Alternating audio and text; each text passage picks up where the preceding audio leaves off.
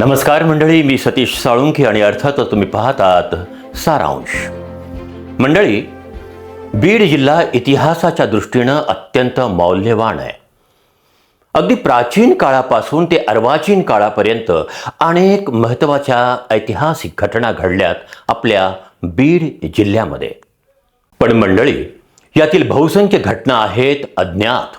मंडळी, मी तुम्हाला सांगतो की 1990च्या अगोदर बीडमध्ये अशी एकही गल्ली नाही, मोहल्ला नाही किंवा रस्ता नाही ज्याला इतिहास नाही.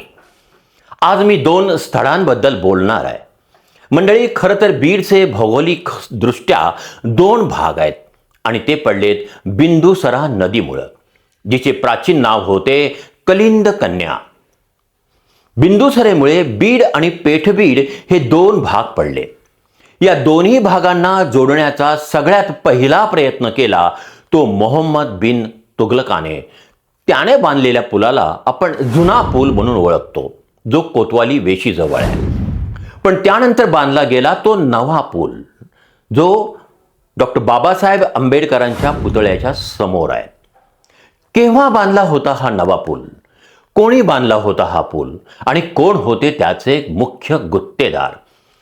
तसंच छत्रपती शिवाजी महाराजांच्या पुतळ्याजवळ मल्टीपर्पज हायस्कूल ही शाळा आज नामशेष झाली असली तरी तिथं बीडकरांच्या अनेक पिढ्या शिकल्या. पण केव्हा बांधली होती ही मल्टीपर्पज हायस्कूल शाळा? कोणी बांधली होती आणि कोण होते त्याचे गुत्तेदार? या सगळ्या प्रश्नांची सप्रमाण उत्तरं पुढच्या केवळ 2 मिनिटांमध्ये.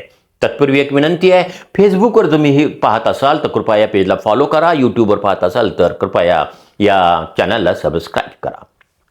मंडळी, डॉक्टर बाबासाहेब आंबेडकर पुतळ्यासमोरील नवा पूल हाच खऱ्या अर्थानं पेठबीडशी जोडणारा गेल्या कित्येक वर्ष हा मुख्य दुवा होता. हा पूल बांधला गेला तो 1957 साली.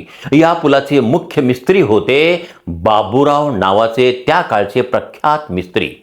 आणि मंडळी, त्याचे कंत्राटदार होते, म्हणजे गुत्तेदार होते त्या काळचे जबरदस्त, धाडशी आणि लढवय्या कार्यकर्ते श्री हिरामण सिंह बुंदले.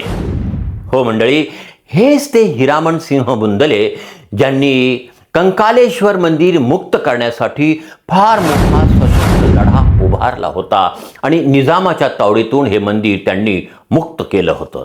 पण यावर मी नंतर केव्हा तरी स्वतंत्र व्हिडिओ करून बोलणार आहे.